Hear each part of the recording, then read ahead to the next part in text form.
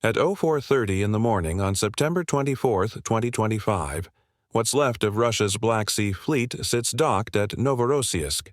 This is their sanctuary, the place they retreated to for repairs, rearming, and regrouping. They believe they're untouchable here. They have no idea that in just minutes Ukraine is about to turn that confidence into burning wreckage. From the western approach, 6 AQ-400 Scythe drones are already tearing through the darkness toward the port. Moving at 90 miles per hour, skimming just 50 feet above the surface, these machines hug the Earth's natural curve, staying completely invisible to long-range radar systems. Simultaneously, from the southern waters, 3 Magura V-5 unmanned surface vessels slice through the waves. 2 of them carry 700-pound warheads. The third, it's broadcasting false electronic signatures, pretending to be a routine patrol craft. The trap is armed and waiting. 200 miles away, a Ukrainian operator observes everything through the thermal imaging feed from a Bayraktar TB2 drone circling at 27,000 feet. His crosshairs remain fixed on the fleet's prized possession, the Admiral Makarov. This $500 million frigate carries 8 Kaliber cruise missiles, each one capable of devastating Ukrainian cities. Tonight, this predator becomes the prey. The entire operation relies on one devastating principle of combat psychology. Force your enemy to defend against multiple threats simultaneously, and they become defensively paralyzed. The aerial drones approaching from land and the naval drones coming from sea are specifically designed to overwhelm Russian defense systems, forcing both their computers and human operators into impossible split-second decisions. The battlefield is set. Every piece is in motion. If you commanded the Russian defenses, which threat would you prioritize? The low-altitude drones screaming in from the west or the fast-moving surface vessels approaching from the south? Drop your tactical analysis in the comments. At 04:38 local time, 7 minutes into the assault, the first alarm erupts across the Novorossiysk command post. Their massive Podsolnik coastal radar system has detected a contact. It's a large, clear signature 50 miles out, closing rapidly with a radar cross-section of approximately 110 square feet. It resembles a patrol boat. The crew manning the Panzer S-1 battery doesn't hesitate. Their system roars to life, and within 3 seconds, 8 57 E-6E missiles tear through the fog at Mach 3. The decoy Magura boat, which had been faithfully broadcasting, "I'm your primary target," vaporizes in an orange fireball and a 20-foot column of seawater. Except it wasn't the real threat. It was the bait, and the Russians just took it. At that precise moment, a secondary Kasta 2E2 radar system designed for low-altitude detection picks up faint returns from the west. 6 contacts flying at just 50 feet. The computer flags them as anomalies, possibly a flock of seabirds confused by the fog. This is the critical detail everyone overlooks. The Panzer S-1 is exceptional engineering, built to eliminate fighter jets and cruise missiles. But its sophisticated Kalman filter algorithm struggles to track tiny drones with a radar cross-section of just 1 square foot. The fog and the 4 to 6 foot waves are transforming their multi-million-dollar targeting system into a guessing game. The Ukrainian operator, watching his decoy get destroyed, plays his first card. He issues the command.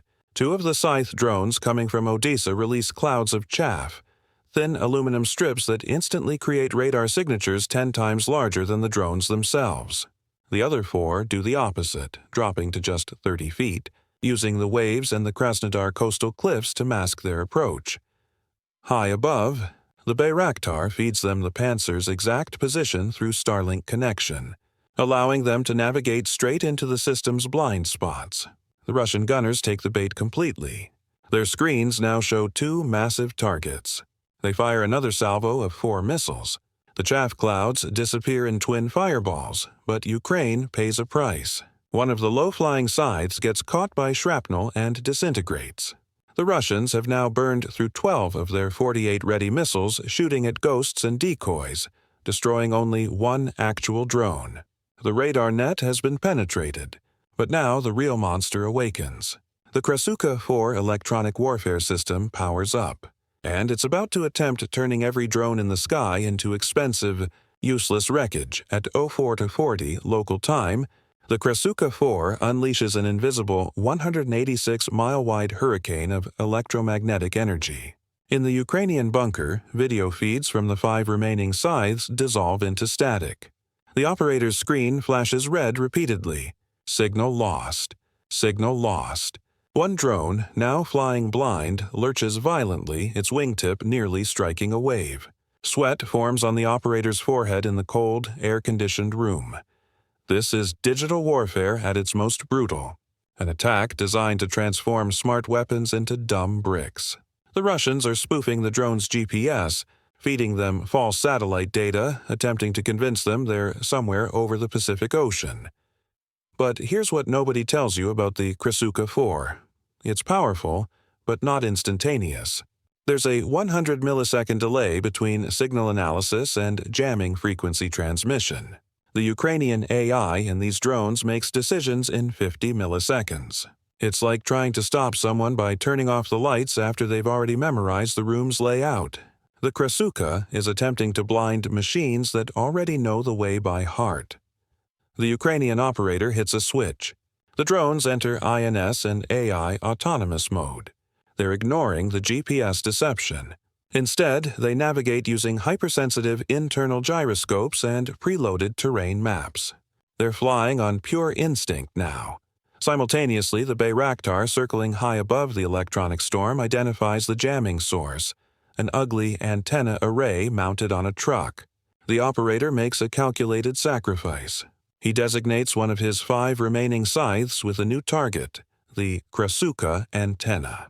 The drone breaks formation and becomes a 154-pound, $30,000 guided missile. The truck-mounted antenna that cost Russia millions of dollars vaporizes in a brilliant flash. The signal returns. The operator can see again, but the Russians have another card to play. As the Krasuka dies, its bigger brother, the Murmansk BN, awakens, projecting a massive spoofing field. This time it works. One of the 4 remaining scythes gets confused and veers 2 miles off course, lost to the mission. 3 scythes remain. The electronic warfare phase is over. Now come the hunters. At 04:41 local time, with their electronic warfare shield shattered, the Russians do what they always do when situations deteriorate. They send in the brutes. From a coastal airfield, 3 Orion drones lift into the pre-dawn sky. These are Russia's airborne assassins, purpose-built hunter-killers, and they're now hunting the 2 remaining Magura boats and the 3 scythes that just humiliated them. The lead Orion pilot, scanning the sea with thermal imaging, gets lucky. The fog is thick, but one of the Magura V5s makes a slight turn, its warm engine exhaust briefly creating a clear thermal bloom against the cold water. That's all he needs. Lock-on is instant. The KAB-20 guided missile drops from the Orion's wing. For the Magura V5, there's no defense, no warning. The missile strikes dead center, and 700 pounds of Ukrainian high explosives meant for the Russian flagship detonate prematurely. The explosion is massive, a geyser of fire and water erupting 20 feet into the air. Half of Ukraine's naval strike capability is now gone. This is where the Russians think they've turned the tide. But here's the detail that gets lost in the specifications. The Orion is quality hardware, flying at 120 miles per hour, faster than the Scythe's 90.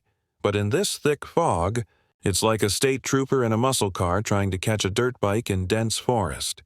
More importantly, the Russians only have 3 of them defending this entire sector. 3 hunters against scattered targets. The Ukrainian operator, having just watched one of his unmanned surface vessels get obliterated, makes his countermove. It's brilliant. He orders the last remaining Magura V5 to reduce speed to just 20 miles per hour, becoming a silent shadow, hiding in the troughs of the 6-foot waves. Simultaneously, he commands the 3 remaining scythes to switch to cold mode, routing their minimal exhaust upward and flying dangerously close to the Krasnodar cliffs, using terrain to break up their heat signatures. The hunter has just become the hunted. High above everything, the Bayraktar TB2 is the all-seeing eye. The fog that blinds the Orions is just a cloud layer to the TB-2. The operator sees the lead Orion as it circles, searching for its next kill. He sends the Orion's exact coordinates down through Starlink connection. One of the Scythe drones receives its new mission. It's no longer heading for the port. It peels off from the cliff line, climbs slightly, and turns its nose toward the Hunter. The Orion pilot is looking down, scanning the waves for boats. He has no idea that a $30,000 plywood drone with a 154-pound warhead is climbing up to meet him from behind. The result is inevitable. The Scythe slams into the Orion. Russia's top-of-the-line drone Hunter, a multi-million-dollar asset, disintegrates in a shower of shattered composites and burning electronics. Ukraine has lost an unmanned surface vessel, but Russia has lost its eyes in the sky. The two remaining Orion pilots, now confused and without their leader, pull back, trying to make sense of the chaos. At 04:43 local time, the last Scythe drone and the last Magura boat are now inside the harbor's final defensive perimeter. The sound comes first, a deep mechanical roar. It's the sound of an AK-630 close-in weapon system waking up on the deck of the Admiral Makarov. It's the sound of 10,000 rounds per minute. It's not a gun. It's a flying wall of 30mm high-explosive shells. The night air erupts in a stream of red tracers, a literal fire hose of steel aimed at the incoming drone. And it is devastatingly effective. One of the two remaining Scythes is simply erased from the sky. One drone left, but here's the dirty secret of the AK-630, the one they don't advertise. It burns through its entire ammunition drum in about 20 seconds of continuous fire. Its MR-123 radar is outdated technology designed to track incoming sea-skimming missiles, not tiny cold-mode drones made of plywood. And then there's the biggest vulnerability: physics. That Russian gunner isn't standing on solid ground. He's on a $500 million warship rocking plus or minus 5 degrees in a 6-foot swell. He's trying to hit a target the size of a lawnmower moving at 90 miles per hour while riding a mechanical bull. The Ukrainian operator makes his final desperate gamble. He pushes his stick forward, and the last Scythe drone stops flying straight. It begins a serpentine pattern, a series of violent, unpredictable computer-assisted jinks and turns. Left, right, up, down. Each maneuver is calculated to be faster than the close-in weapon system's targeting computer can update its firing solution. As if on cue, the last Magura V5, now just 10 miles out, fires off its final payload of chaff, creating a massive false target on the ship's radar, momentarily confusing the weapon system. High above, the Bayraktar paints the primary targets with invisible laser designation, the fuel depot and the Kaliber launch tubes, feeding final attack coordinates to the last Scythe. On the deck of the Makarov, it's pure chaos. Sailors are firing rifles into the sky. Someone even launches a shoulder-fired Verba missile, a heat seeker that's completely useless in the thick fog. The AK-630's tracers are still hosing down the sky, but now they're chasing a ghost. The gunner is guessing, firing at shadows, and his ammunition counter is screaming toward 0. The last Scythe drone punches through the wall of steel. The Russians have thrown everything they have at this attack, and they have failed. The final drone is now inside 550 yards. The game is over. At 04:44 local time, the camera on the last Scythe drone locks onto its target. The view is crystal clear. The main fuel depot on the pier, and next to it, the 8 gleaming launch tubes of the Admiral Makarov's Kaliber missile system. The Ukrainian drone needs 50 milliseconds to adjust its course. Checkmate, the drone doesn't aim for the ship's bridge. It has a much smarter target. It slams directly into the pierside fuel depot. The impact itself isn't the story. It's the physics that happens next. The drone's 154-pound warhead is a shaped charge. It doesn't just explode outward. It focuses the entire blast into a single molten jet of copper moving at 8,000 feet per second. This isn't an explosion. It's a high-speed physics demonstration. That jet of metal punches through the depot's 1-inch steel wall like wet cardboard. But the real genius of the attack is what happens 1.3 seconds later. The burning fuel spreads, sending flames and heat toward the Admiral Makarov, cooking its missile systems. It doesn't sink the ship. It does something far more strategically brilliant. It cooks the delicate launch mechanisms and guidance systems of the Kaliber missile tubes, turning a $500 million weapon of terror into the world's most expensive piece of scrap metal. The aftermath is immediate and catastrophic for Russia. The port of Novorossiysk is a raging inferno. The Admiral Makarov, its entire port side blackened and warped, is crippled. It's not sinking, but it's not going anywhere. More importantly, its 8 Kaliber missiles, likely scheduled to be fired at Ukrainian cities, are now silent, useless tubes of steel. The Ukrainians didn't just destroy a target. They saved lives. They proved that the myth of the invincible Russian fortress was exactly that. A myth.